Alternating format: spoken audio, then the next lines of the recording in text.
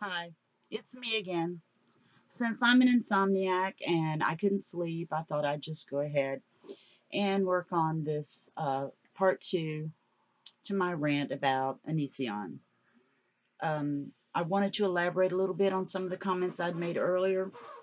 One of the things I wanted to specifically address was a comment I made about his relationships.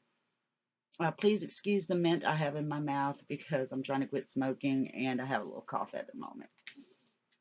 But when I made reference to his relationships, I wasn't trying to put him down for the fact that he is in a second marriage because a lot of people make mistakes in their relationships and sometimes things just don't work out, especially when you're young. And sometimes they do. But it's not the fact that he's had a previous marriage. It's the type of relationships he seems to have. I'm not going to reveal my sources, but I do feel that they are reliable sources that know him a lot better than I do, know more about what goes on behind the scenes. But I get the impression he's very controlling. And as I said before, he doesn't seem to have a good grasp on maturity.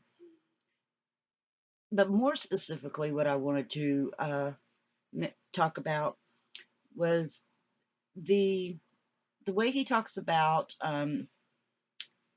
him and his spouse and their failed attempt at polyamory. Well, number one, I don't think he really understands what polyamory is. Polyamory is when you have more than one person committed to a long term relationship. It is not a threesome or just having an extra person come in. It's generally when three people have a committed emotional relationship with each other and may or may not have a sexual relationship with each other.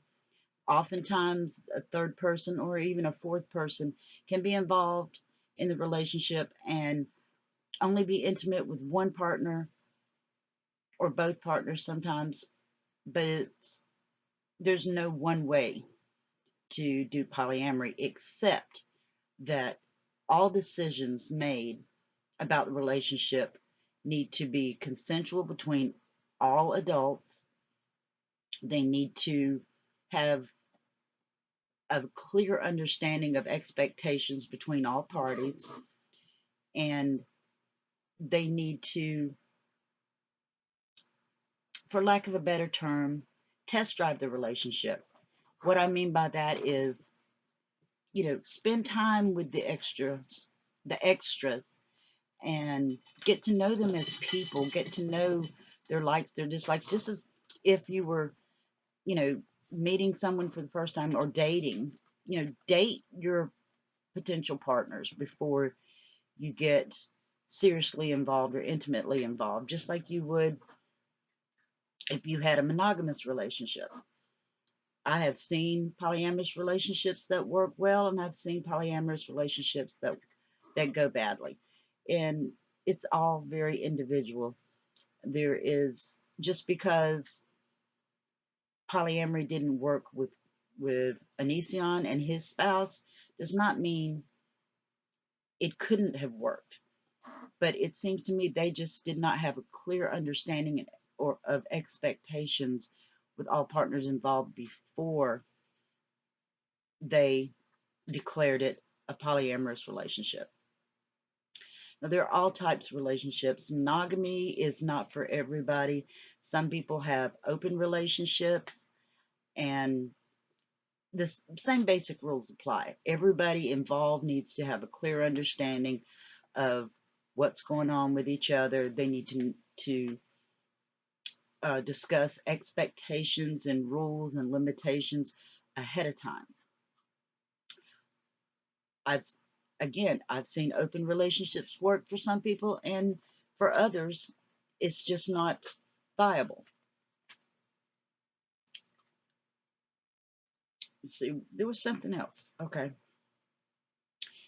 and one of the dangers of the way Onision operates is that, again, my understanding is that his primary audience are adolescent or young adult women, probably a few young men who may or may not have ever heard of polyamory or some of the other things that he talks about. I'm aware that a year or two ago, he did a video that was supposed to be explaining the DDLG relationship, which stands for Dominant Daddy Little Girl. To some people, this sounds creepy. It sounds um, close to pedophilia, but that's not exactly how that works. I'm not an expert on the subject, but I do know that there are a lot of different aspects to the DDLG type relationships, just like there are in other um, unique or what some people would call kinky relationships or fetish relationships. They don't work for everybody. Um, but again, this is another relationship that is between consenting adults. And in, where Greg had brought someone in to do a video explaining the dynamics of this type of relationship, but instead what he actually did is he made a video making fun of it. And this just goes along with his type of humor, if you can call it that, his lack of insight, his inability to approach it in a mature fashion because he didn't understand it, therefore it was something to be ridiculed. And knowing that he's got, people following him that could be easily influenced, that would confuse a lot of people on his approach about it, that it's something to be ashamed of. There are a lot of types of relationships. There are people who are non-binary, which means they don't identify as male or female, or they identify as both. Excuse me. There are a lot of unique individuals who don't use labels, and him insisting on labeling everything and putting down anything that he doesn't agree with is harmful to the individuals out there who are, like I said, who are at an age where they're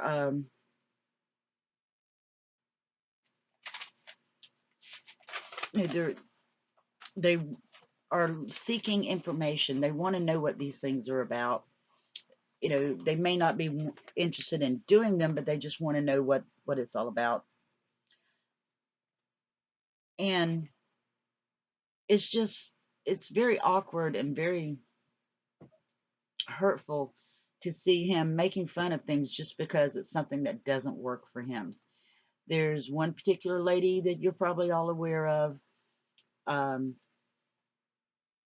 that he would hammer home the idea that he didn't like her boyfriend. And he seemed to have an obsession with this particular lady. And when she did something that made her feel better about herself and gave her confidence in her appearance and everything, because it wasn't something that Onision liked, he had to make a video and bash her about this particular thing. And because he had put down his, her boyfriend at the time, and he turned out to be right, that the guy um, did something wrong and the relationship ended. Of course, he had to gloat about it. This is not how you're supposed to treat your friends. If you wanted this lady to be your friend, you don't rub it in her face. There's such a lack of empathy in him that it scares me to think that young people will or could be influenced by him. And I had brought up the idea about being vegan earlier. I have a daughter who's vegan, and she's very sensible about it. She has looked into the dietary benefits of being vegan. She's a great animal lover. That's one of her primary reasons for being vegan. But she doesn't go around bashing non-vegans. She doesn't go around and, criticize quote unquote meat eaters or people who are omnivores or whatever the correct terminology is. But she does encourage me to eat healthier. She encourages us meaning her family and friends, to think about what we're eating and how we treat our bodies and the medications we use, whether over the counter or prescribed, and whether or not supplements would be a better fit and more beneficial to us. She studies, she does research. She doesn't just stand in someone's face and say the equivalent of, you're stupid if you don't do what I do. And it's the same way with the way Greg approaches religion or faith systems. Yes, I've had friends who were like him when it came to someone who had a faith system, saying, God is not real. If he was, he would have done this, or he wouldn't have done that, or, you know, it's stupid to believe in an invisible person and all of this stuff. But that's not his call to make. A friend or someone who wants to positively influence other people would say, this is my input on this subject, and encourage people to do some research and to look into it and, weigh the pros and cons of this aspect of something. Just, ridiculing or putting down someone because they don't believe the same way you are is ridiculously immature and short-sighted and narrow-minded. And I wanted to clarify about a comment I made about asking for monetary support or likes and subscriptions, that type of support and validation. I'm not saying it's wrong to ask for monetary support.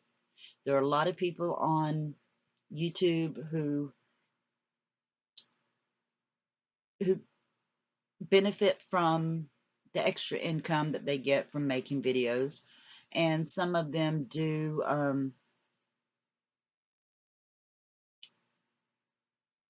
have great content and substantial content that can benefit you. I know there's a lot of people in the makeup uh, categories, the food categories, um, a lot of other channels that, are interesting. I know there are a huge amount of gamers out there who have channels on YouTube. And I'm not gonna tell you that it's wrong to give them money or it's wrong to support these channels that do take donations. For some people, that income might make a difference. For other people, it just helps them get better equipment or be able to put more time into making a better video. But I just I just wanted to make a point of, clarifying some of these things that I had brought up earlier, because I don't want to seem like I'm bashing anybody who does some of those types of things the way Onision does. Of course, he's not my favorite person whatsoever. But again, there have been a lot of people who've made videos bashing him, and my video is probably not going to make a difference. There's also been a lot of people who have tried to give him constructive criticism, and he basically will just lash out and try to humiliate these people most times, or if he acknowledges them at all. I've mentioned some of the people already that I follow that I think make a great deal of sense, but I also wanted to mention a few others that I'm subscribed to. One being Physic, also Ready to Glare, Chaos Untold. She's one of my favorites. TRO, which is The Right Opinion, Irate Alex. There's just a lot of really good YouTubers out there that give a message with humor, or they try to be in, give you good information. They do a lot of research on their subjects instead of just bashing like Onision does and just bash everything that they don't like or don't understand. I just think this is a really ignorant and sad way to go through life. Like I said, I haven't seen all of his videos. I've seen a few. Mostly I've seen what other commentators have put up. And again, I I don't go by what everybody else says. I find out for myself. I make up my own mind about the information that's presented. But he's just such an unlikable person. And the sad thing is, I've known people like him before. And like I said, I've seen people going the same way as him, and I can see him heading for self-destruction.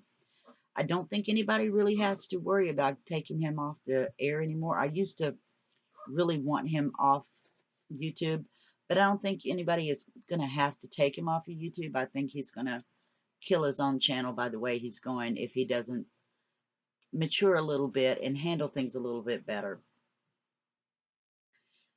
Um, in the meantime, I've got some other videos coming up.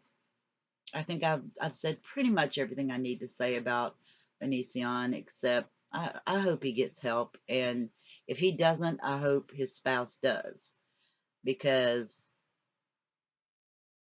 I can see him doing a lot of damage to her and other loved ones in his life if they think he reacts to things appropriately. Maybe they don't know any better, but hopefully they, have friends who do and who will try to keep his spouse informed as to what his options are. But my plans for upcoming videos, part of them is going to have to do with, I will probably be talking about not Soviet, sovereign citizens. And if you don't know what sovereign citizens are, it's a very old group of people. The basic, I'll give a more detailed explanation later, but the basic explanation is they tend to be, and this is generalizing, of course, they tend to be people who feel like a lot of laws don't apply to them. They base their law knowledge on Black's Law Dictionary, or laws that were derived from the Magna Carta, or very old constitutional laws that may not apply anymore. And there are also people who call themselves First Amendment auditors. Now, there are some out there who are genuinely concerned with First Amendment rights and ability, and who are trying to make sure people's rights are being respected. And then there are the others who go about things with ignorance and who are very confrontational and are more about getting people upset and getting people to react to them. They're, especially cop baiters, who